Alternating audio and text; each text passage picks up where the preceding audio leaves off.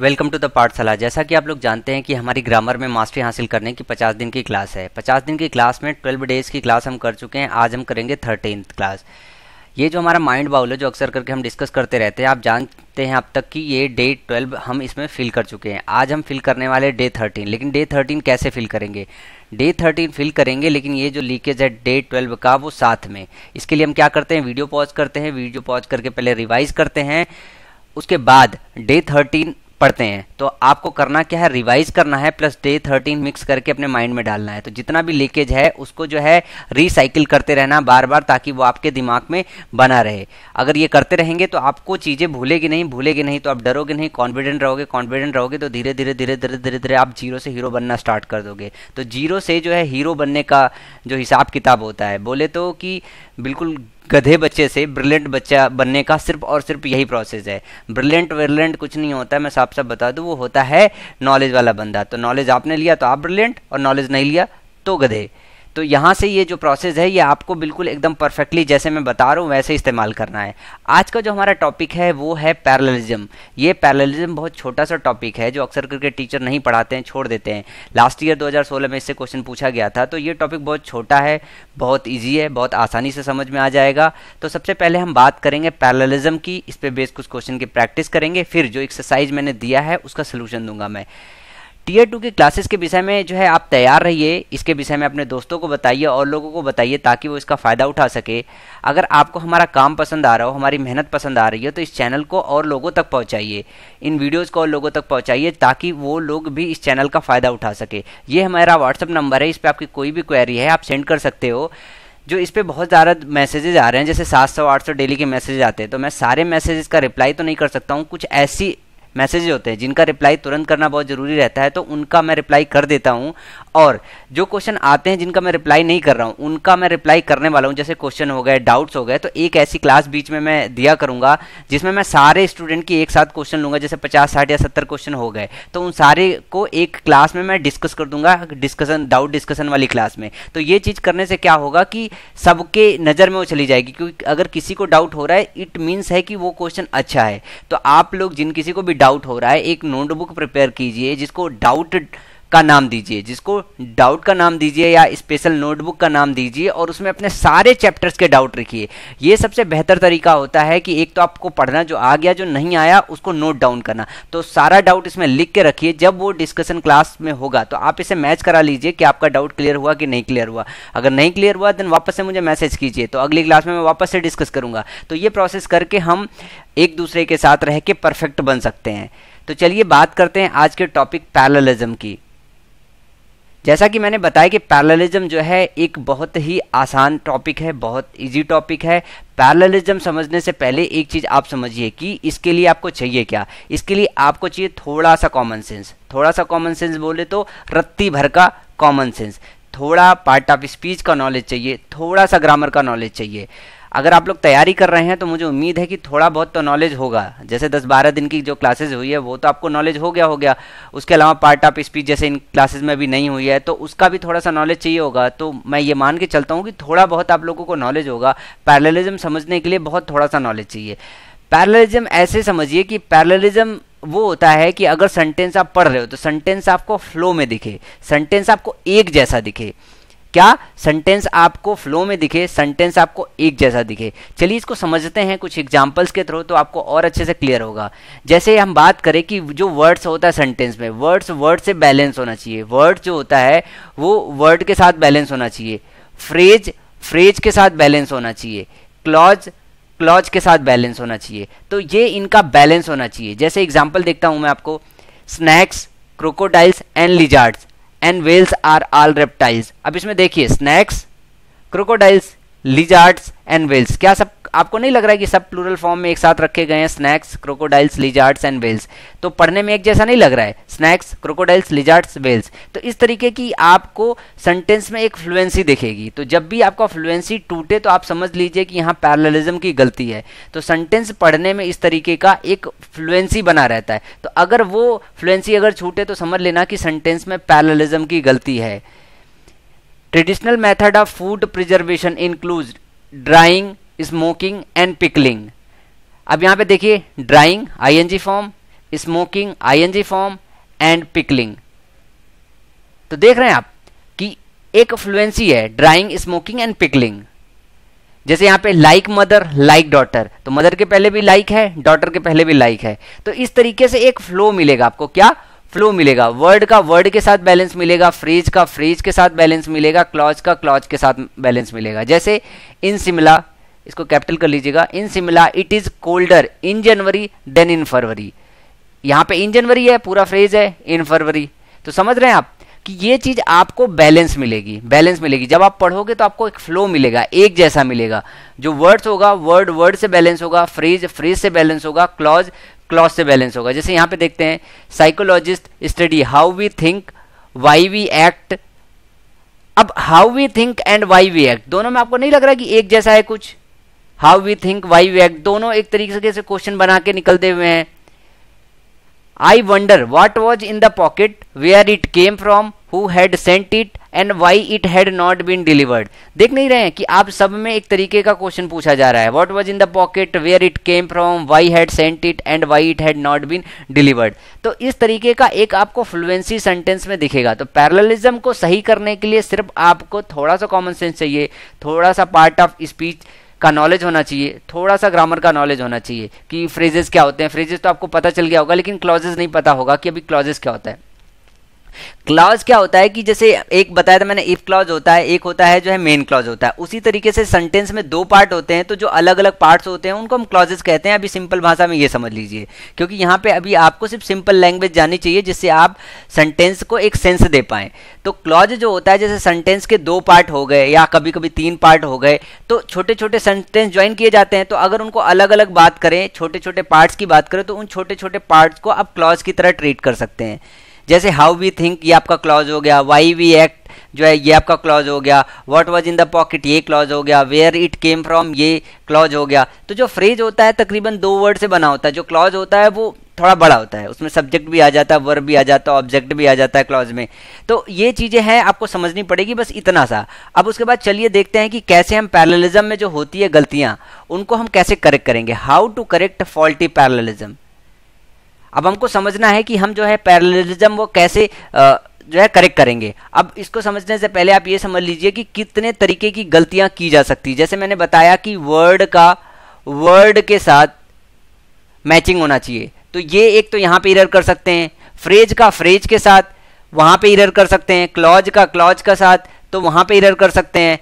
Conjunction होता है वो ज्वाइन करता है दो सेंटेंसेस को, तो कंजक्शन के पहले का पार्ट वो अलग दे सकते हैं, कंजक्शन के बाद वाला पार्ट अलग दे सकते हैं, तो वहां पे वो फ्लुएंसी बिगाड़ सकते हैं। तो आपको ये 4-5 रूल होते हैं, 4-5 जगहों पे चेक करनी होती है कि क्या फ्लो टूटा है या नहीं टूटा है, क्या वर्ड का वर्ड से बैलेंस है, क्या फ्रेज का फ्रेज से बैलेंस है, क्या क्लॉज का क्लॉज से बैलेंस है, क्या कंजक्शन के पहले का पार्ट कंजक्शन के बाद वाले पार्ट से मैचिंग खा रहा है कि नहीं खा रहा है।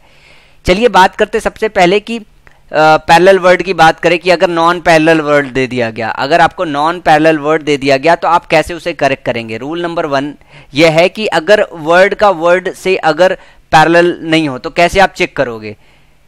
जैसे the qualities of good soldier are loyalty honesty and being brave. देखिए यहाँ पे loyalty honesty and being brave दिया है। The quality of good soldier are loyalty honesty and being brave, ये है कि आपका एक तरीके से नाउन है, ये क्या है नाउन है। और बीइंग ब्रेव यहां पे क्या चाहिए आपको, ब्रेवरी। क्या चाहिए, bravery. The quality of good soldier are loyalty honesty and bravery. Being brave नहीं होगा, क्या होगा, बीइंग ब्रेव नहीं होगा, फिर आपकी फ्लुएंसी आएगी लॉयल्टी ऑनेस्टी एंड ब्रेवरी। इस तरीके के सेंटेंसेस को क्या करना होता है, एक फ्लो में पढ़िए, जहां पे फ्लो टूटे समझ जाइए कि यहां पे पैरेललिज्म की गलती है। ए soldier obeys his senior willingly completely and with speed. With speed क्यों लगाया गया यहां पे, विलिंगली कंप्लीटली एंड क्विकली। तो क्या होना चाहिए, विलिंगली कंप्लीटली एंड क्विकली। अब फ्लो आपका सही से बैठ रहा होगा। A soldier obeys his senior willingly completely and quickly. The trainees analysed discussed and we raised question about the new rule. देखिए यहां पे आके फ्लो टूटा। The trainees analyse discussed and questioned, क्या होगा, क्वेश्चनड। ये पूरा हटेगा यहां से, सिर्फ इसकी जगह आएगा क्वेश्चन द न्यू रूल्स। तो समझ रहे हैं कि जो आपका जो वर्ड से वर्ड का गलती होता है तो आपको क्या करना होगा, आपको देखना होता है कि पार्ट ऑफ स्पीच जो होता है, जैसे एक पार्ट में आपको नाउन दिया है, दूसरा भी नाउन होना चाहिए, अगर एडवर्ब है तो सारे के सारे एडवर्ब होना चाहिए, अगर एग्जेक्टिव है तो सारे के सारे एग्जेक्टिव होना चाहिए। तो इस तरीके की आपको मैचिंग करानी होती है, आपको इतना भी पार्ट ऑफ स्पीच पे नहीं जाना होता है। इन सेंटेंसेस को करेक्ट करने के लिए खाली आप फ्लुएंसी देखते निकल जाइए। फ्लुएंसी जहां पे आपको टूटे समझ लीजिएगा कि यहाँ पे पैरेललिज्म की गलती है और फिर आपको पैरेललिज्म सही करना पड़ता है। सपोज कीजिए दो जगह एरर देगा, या तो आपको एरर फाइंड आउट करने में देगा ए पार्ट, बी पार्ट, सी और डी पार्ट में, तो आप फ्लुएंसी जहां पे टूटे वाले पार्ट को आप टिक लगा दीजिएगा गलत है। या तो आपको ऑप्शन में दे सकता है, तो ऑप्शन में एक वर्ड दिया रहेगा सिमिलर मैचिंग करते हुए, जैसे विलिंगली, कंप्लीटली है तो क्विकली, इस तरीके का एक वर्ड दिया रहेगा जहां से आप उठा के जो है आराम से अपने सेंटेंस को करेक्ट कर सकते हैं। तो पैरेललिज्म में सिर्फ आपको इतना समझने की जरूरत है कि थोड़ा कॉमन सेंस लगाना है और आपको क्या देखना है, आपको देखना है कि फ्लुएंसी ना टूटे, एक जैसा बोलने में आए। अब बात करेंगे कि रूल नंबर 2 की, कि अगर फ्रेजेस अगर सही नहीं दिया हुआ है, अगर पैरेलल फ्रेजेस नहीं है, नॉन पैरेलल फ्रेजेस दिया हुआ है, तो हम उसे करेक्ट कैसे करेंगे। A woman always find time for doing her course, enjoying leisure time and talk about her neighbours. Talk about her neighbours, यहां देखिए डूइंग है, यहां देखो इंजॉइंग है, और यहां पे क्या है, एंड टॉक अबाउट, यहां टॉकिंग होना चाहिए, क्या होना चाहिए, टॉकिंग अबाउट हर नाइबर्स। तो इस तरीके से जो है आपको सीधे सीधे देखने से पता चल जाएगा कि यहाँ पे आईएनजी, यहाँ पे आईएनजी और यहाँ पे आईएनजी नहीं है, यहाँ पे जो है उन्होंने टू प्लस वर्ब लगा दिया, इन्फिनिटी लगा दिया। तो आपको यहाँ से समझ में आ जाना चाहिए, पहले पार्ट में जीरंड है, दूसरे पार्ट में जीरंड है, तो तीसरा पार्ट भी जीरंड से ही आएगा। जैसे इसमें देखिए, they travelled to Delhi to Agra and visited Shimla. अब आपको देख के लगेगा क्या सेंटेंस सही है, नहीं, ये सेंटेंस गलत है। They travelled to Delhi to Agra and to Shimla, ये होगा correct. I faced the trial believing in my own innocence and desired the truth to prevail। अब यहां पे देखो बिलीविंग लिया है और यहां पे लिया डिजायर्ड, अब यहां पे क्या होना चाहिए, डिजायरिंग। तो आपको सिर्फ फ्लो चेक करना है कि I face the trial believing in my own innocence and desiring the truth to prevail. आपको सिर्फ और सिर्फ फ्लो देखना है कि पहले पार्ट में क्या है वही दूसरे पार्ट में होना चाहिए। अब बात करें जो है नॉन पैरेलल क्लॉजेस की, क्या, नॉन पैरेलल क्लॉजेस की। व्हेन ए सीरीज ऑफ सब ordinate clause is presented each clause should be of the same type.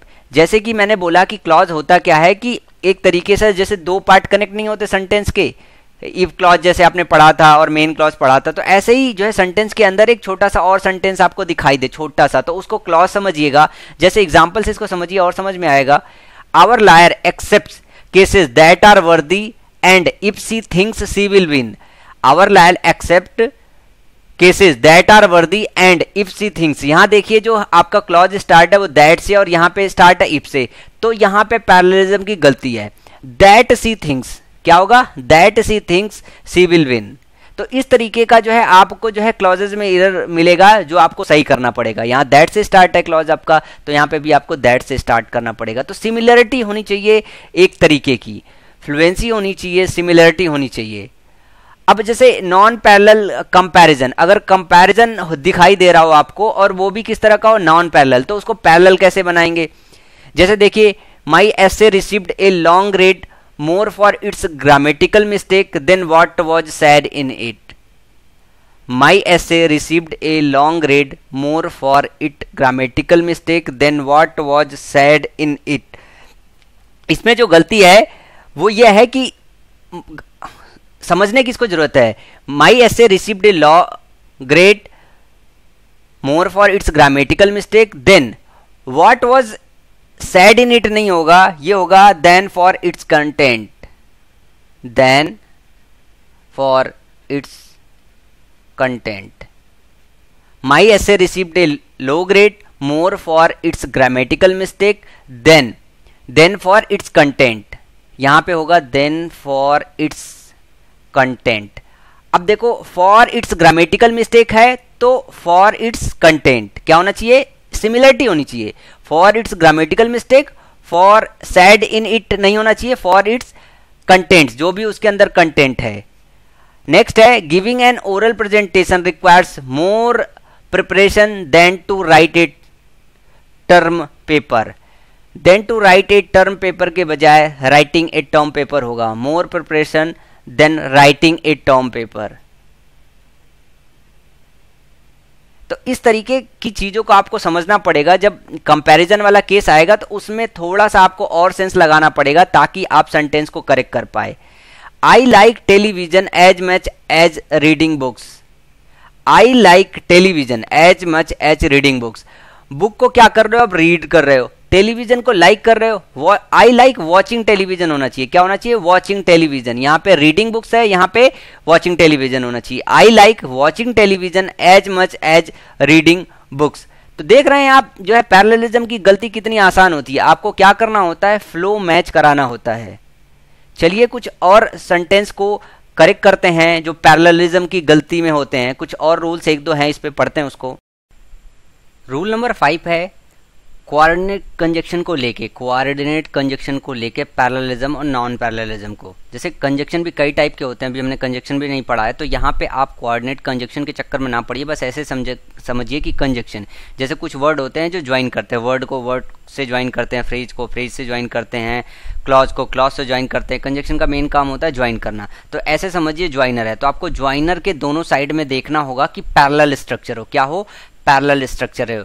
ये आपका कंजक्शन एक पार्ट इधर हो गया, एक पार्ट इधर हो गया, तो आपको क्या देखना है कि पैरेलल स्ट्रक्चर हो, पैरेलल स्ट्रक्चर हो। जैसा इधर हो, सपोज कीजिए इधर जिरंड इस्तेमाल है तो इधर भी जिरंड इस्तेमाल करोगे, इधर इन्फिनिटी है तो इधर इन्फिनिटी करोगे, इधर एस या ई एस फॉर्म है तो इधर भी एस या ई एस फॉर्म करोगे, इधर फॉर्स से स्टार्ट है तो इधर भी फॉर से स्टार्ट करोगे, इधर देन से स्टार्ट है तो इधर भी देन से स्टार्ट करोगे। तो ये चीज़ आपको देखना पड़ेगा जो है कि जो कंजक्शन हमारा है, जो ज्वाइनर है हमारा, जैसे कि बट और एट, फॉर, नॉन, ये सारा क्या करते हैं, ज्वाइन करते हैं वर्ड को वर्ड से, फ्रेज को फ्रेज से, क्लॉज को क्लॉज को। तो इनके आजू बाजू आपको देखना है कि जो ये ज्वाइन कर रहे हैं दोनों पार्ट, दोनों में पैरेललिज्म है कि नहीं। अगर नहीं है तो आपको करेक्ट करना पड़ेगा। जैसे एग्जाम्पल देखिए, he likes to go fishing. अब यहाँ पे ध्यान दीजिएगा, he likes to go fishing during the day but my brother prefers catching. अब यहाँ पे देखो कैचिंग इस्तेमाल किया गया है, यहाँ पे टू गो इस्तेमाल किया गया है, तो यहाँ पे क्या होना चाहिए, प्रिफर्स टू कैच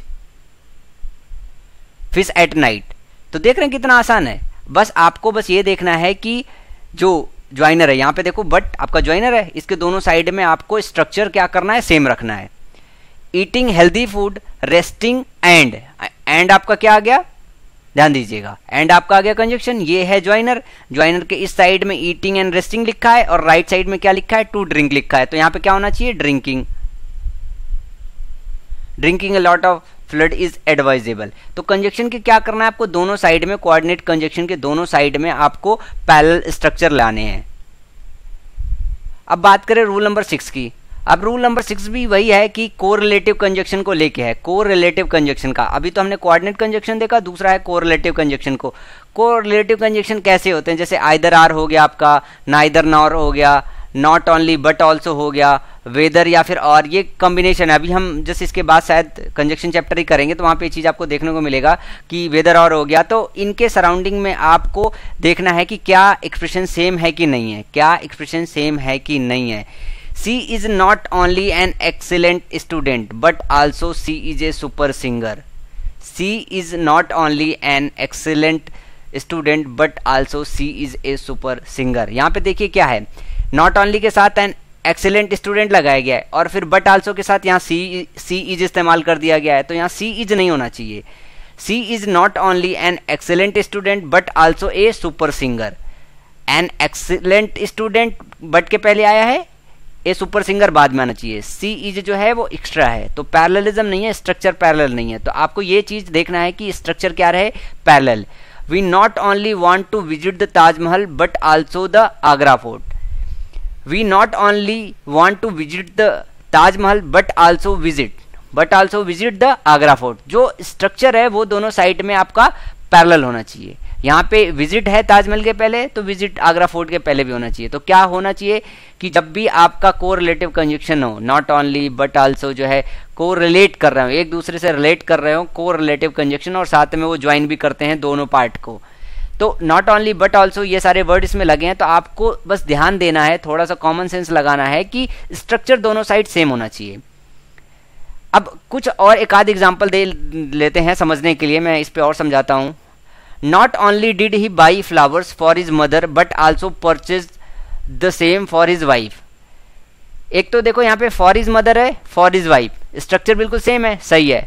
अब यहाँ पे देखो डिड इस्तेमाल किया गया है, यहाँ पे परचेज इस्तेमाल किया गया है, तो इस तरीके से इसको बैलेंस किया गया है। डिड क्या होता है आपका पास्ट का वो होता है, और यहाँ पे परचेज लगा दो तो भी पास्ट इंडेफिनिट का काम करता है, तो पैरेलल रखा गया है, तो ये सेंटेंस करेक्ट है।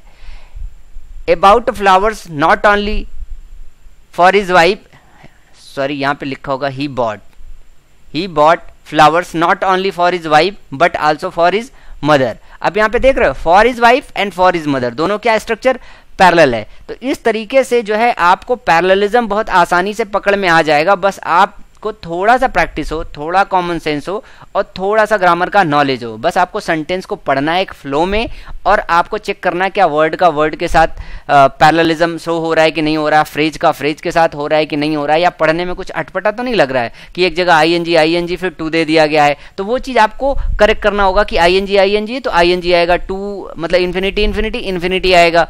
तो ये चीज़ें आपको मतलब पैरेललिज्म में पकड़नी होती है, और ये बहुत आसान होता है, और इस पे एक आध क्वेश्चन आता है, ज़्यादा क्वेश्चन आता नहीं है। चलिए कुछ क्वेश्चंस की प्रैक्टिस करते हैं इस पे। I like shopping and to eat out. I like shopping and के बाद पहले शॉपिंग है, बाद में टू ईट आउट, तो ईटिंग आउट क्या होगा, ईटिंग आउट। देख रहे हैं कितना आसान है। Public transit such as buses और a train can help reduce air pollution. ये देखिए और लगा है आपका, इसके पहले लगा है बसेस और ए ट्रेन, यहाँ पे क्या होना चाहिए, trains. Can help reduce air pollution, तो ये चीज आपको देखना है कि पैरेललिज्म होनी चाहिए। क्या होनी चाहिए, पैरेललिज्म होना चाहिए। और के पहले बसेस है तो बाद में ट्रेन्स होना चाहिए। He swiftly and with efficiency control the damaged car. He swiftly and efficiently क्या होना चाहिए, efficiently, swiftly efficiently control the damage car. We spend the whole day loitering here and there eating pizzas and we wiggled on the sofas अब देखिए यहाँ पे loitering, यहाँ पे eating और यहाँ पे विगल्ड, तो क्या होगा, विगलिंग ऑन द सोफाज। ये भी आईएनजी फॉर्म आएगा, क्या आएगा, आईएनजी फॉर्म आएगा। सेंटेंस नंबर 5 है, not only he bought flowers for his wife but also for his mother.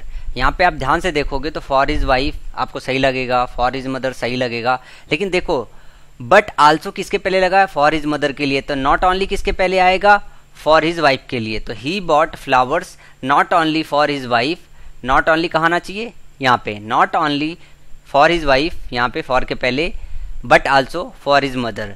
He bought flowers यहाँ से स्टार्ट होना चाहिए सेंटेंस, नॉट ओनली यहाँ पे आना चाहिए, but also for his mother. तो ये आपको ध्यान से समझना पड़ेगा।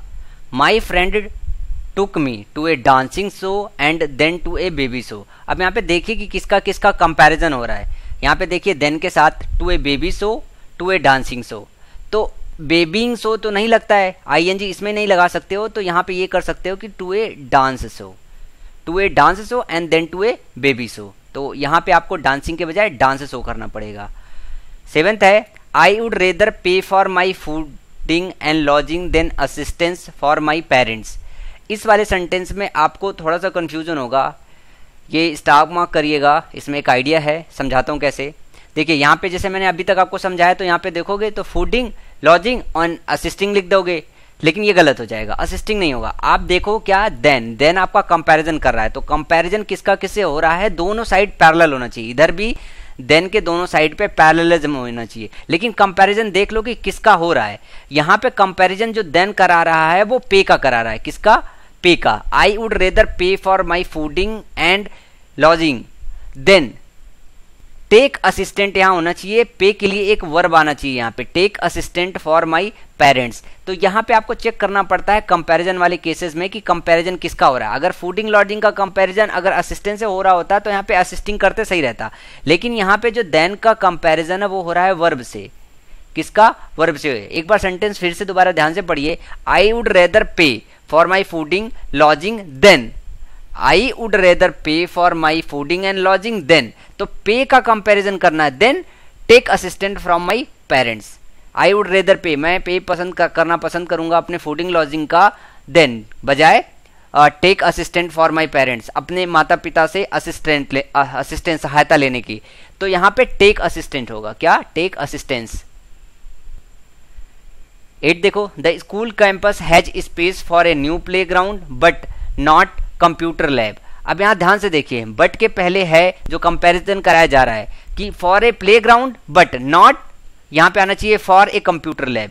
तो वहां पे देखो कंपैरिजन जो देन के साथ हो रहा था वो ये हो रहा था कि पे का यहाँ पे एक वर्ब चाहिए था, लेकिन यहाँ पे बट के साथ क्या है, यहाँ पे इस प्ले ग्राउंड का कंप्यूटर लैब के साथ जो है कंपैरिजन हो रहा है, for a new play ground but not for a computer lab. तो ये चीज थोड़ा सा आपको अपने माइंड में रखना पड़ेगा कि कंपैरिजन वाली चीजों में जब भी कंजक्शन वगैरह ज्वाइन कर रहा है तो किन दो वर्ड्स को ज्वाइन कर रहा है, उन दो को पैरेलल करना पड़ता है।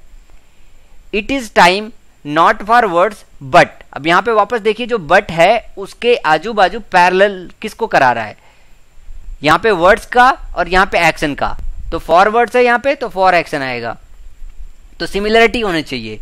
तो it is time not for words but for action. 10 देखिए, माई income is less than my wife. तो माई इनकम का कंपैरिजन हो रहा है माई वाइफ से, तो यहां पे क्या होना चाहिए, माई वाइफ्स इनकम।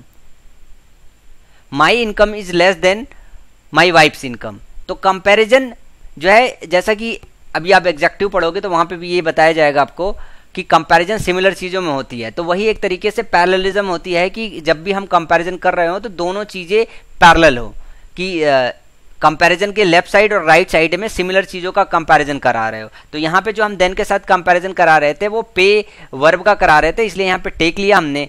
यहाँ पे हम बट के आजू बाजू जो वर्ड का कंपैरिजन करा रहे थे, स्ट्रक्चर फॉर्म कर रहे थे, for a new play ground और फॉर ए कंप्यूटर लैब से करा रहे थे। यहाँ पे फॉर एक्शन और फॉर वर्ड का पैरेललिज्म देख रहे थे। यहाँ पे इनकम का माई वाइफ्स इनकम से देखेंगे।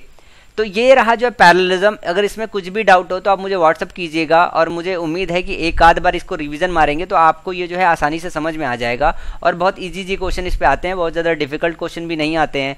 अब किसी चीज़ के अंदर डेप्थ में घुसो तो बहुत ज़्यादा डिफिकल्टीज आती है, लेकिन जो आपके एसएससी सीजीएल में आता है वो बहुत नॉर्मल क्वेश्चन रहता है। जितना मैंने अभी पढ़ाया है ये मोर देन ज़्यादा सफिशियंट है। तो अगर समझो कि कोई क्वेश्चन आता है उससे मैंने 20-25 गुना ज़्यादा आपको पढ़ा दिया है।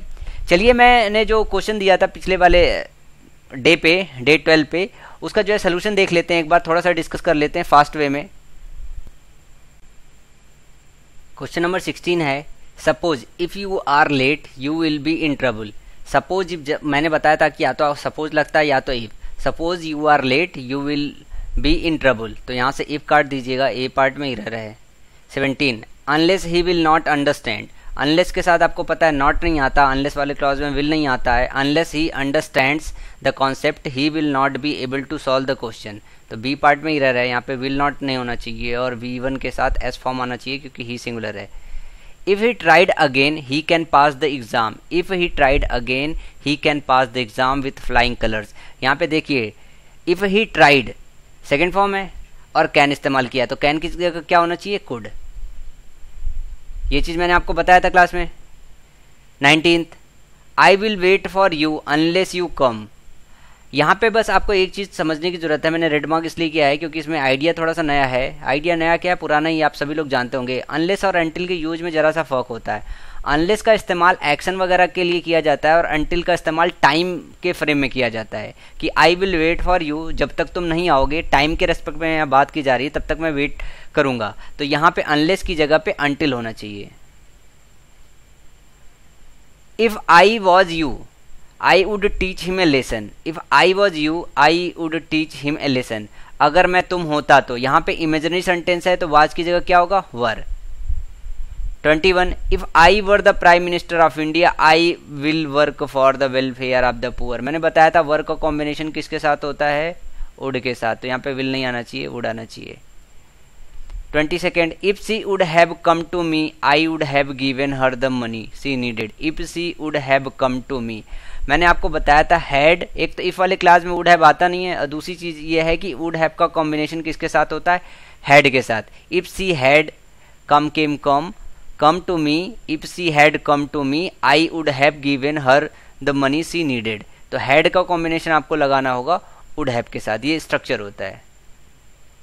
23 if he drove fast he can reach the station. यहाँ पे देखो इस वाले सेंटेंस में, यहाँ पे 18th वाले सेंटेंस में और 23rd वाले सेंटेंस में कोई डिफरेंस है नहीं, ड्राइव ड्रोव और कैन यहाँ पे लिया है, कुड होना चाहिए, could reach the station in time. If I was a Millionaire, 24 है, if I was a Millionaire. अब यहाँ पे फिर से वही कल्पना वाली बात हो रही, तो वाज की जगह पे क्या होगा, वर। इमेजिनरी सेंटेंसेस में वर का इस्तेमाल करते हैं, वाज का नहीं। If I were A Millionaire I would support the millennium project, ये मैंने क्लास में भी एग्जाम्पल कराया था। 25th, if both of you stood on the table it would have broken. यहाँ पे देखो पास्ट कंडीशनल है, पास्ट कंडीशनल में सिंपल पास्ट है, सिंपल पास्ट का जो होता है कॉम्बिनेशन वो होता है वुड प्लस V1 से, तो यहाँ पे वुड के साथ हैव ब्रोकन की जगह से ब्रेक होना चाहिए, it would break. 26, if she would have worked hard.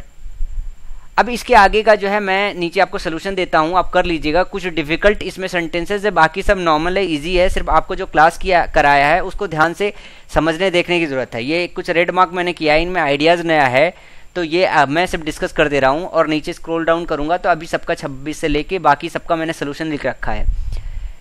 Question number 29, but for his help the patience would have died. But for his help, यहाँ पे बस आपको एक चीज समझना था कि बट फॉर का मतलब होता है विदाउट, बट फॉर का मतलब होता है विदाउट के सेंस में आता है, without his help the patience would have died. Sentence सही है, इसमें कोई एरर नहीं है। Question number 32, had the river overflown its bank flood would have come. Had the river overflown, यहाँ पे जो ओवरफ्लो का जो आपका वो थर्ड फॉर्म होता है, ओवरफ्लोड होता है, ओवरफ्लोन नहीं होता है। यहाँ पे बस ये एरर है कि ओवरफ्लो का जो है एरर होता है, सॉरी एरर कह रहे हैं कि जो V3 फॉर्म होता है वो ओवरफ्लोड होता है, ओवरफ्लोन नहीं होता है, तो यहाँ पे ये करेक्ट करने की जरूरत है। अदरवाइज हैड का कॉम्बिनेशन वुड हैव के साथ है, सेंटेंस करेक्ट है। यहाँ 30 वाले में भी देख लीजिएगा, बट फॉर की जगह मतलब क्या निकलेगा, without, without is prompt action many people would have lost their savings, ये भी सेंटेंस करेक्ट है 30। ये मैंने दो इसलिए समझा दिया ताकि आपको ये पता होना चाहिए कि इस तरीके के सेंटेंसेस में बट फॉर का मतलब होता है विदाउट। चलिए कुछ और देख लेते हैं।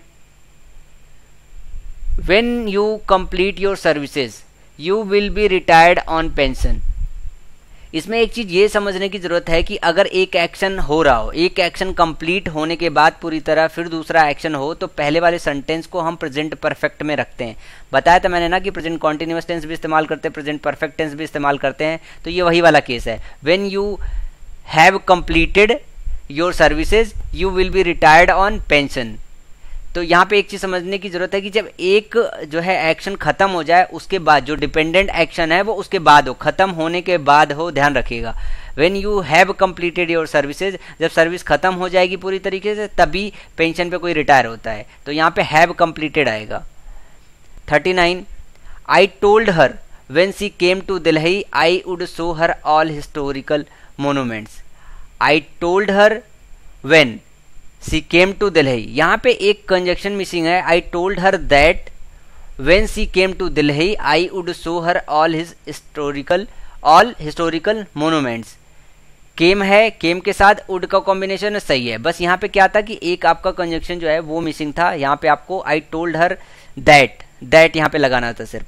तो ये कुछ क्वेश्चंस हैं जो एक्सेप्शन टाइप के हैं, जो रूल से थोड़ा सा अलग मैच नहीं खाते हैं। इनको क्या करना है, जैसे मैंने रेड मार्क कर रखा है तो मैं इसी तरीके से पढ़ता था, आपको इन क्वेश्चन को अलग से छांट के अपने नोटबुक में रखने पड़ेंगे ताकि आपको ये क्वेश्चन प्रैक्टिस में आ जाए। तो इनसे कुछ और नया नहीं बनेगा, जो नया बनना था वो यही है, बाकी सब रूल्स पे ही है। और कुछ जो नया आइडिया है वो ये सारे आइडिया है, इनको कंप्लीट किया मतलब आपने फुल्ली कंप्लीट कर लिया, जो रूल्स प्लस साथ में ये एक्सेप्शन टाइप के जो अलग से थोड़ा सा बिहेव करते हैं। इसके बाद कुछ और दिमाग में चलता रहता है, अच्छा कुछ और अलग से आ गया तो हम क्या करेंगे, इससे अब ज़्यादा कुछ और अलग से नहीं आएगा। ये मैक्सिमम अलग वाला है जो यहाँ पे मैंने दिया हुआ है आपको, तो एग्जाम में और इससे अलग से नहीं आएगा। ये अपने दिमाग में बैठाल के रखिए आप ये चीज़ कि ये जो आप अगर नोटबुक में लिख के अगर इसको रिटेन करके इसको समझ जाते हैं तो फिर इसके बाद और एक्स्ट्रा नहीं मिलेगा। ये मैक्स एक्स्ट्रा वाला है जो ये रेड मार्क्स है। तो ये नीचे ऑप्शन है आपके 26 से लेके 46 तक, 25 तक मैंने डिस्कस कर दिया था, 26 से लेके 46 तक है। तो इन पे मैच करा लीजिएगा। फिर भी कोई डाउट है तो आपका मेरा जो है आपके पास व्हाट्सएप नंबर है, आप मुझे मैसेज कीजिएगा कि सर इसमें अभी भी प्रॉब्लम है, देन मैं आपको रिप्लाई कर दूंगा। सो आज के लिए इतना ही, नेक्स्ट वीडियो लेक्चर में फिर मिलेंगे, तब तक के लिए थैंक यू, धन्यवाद, बाय बाय।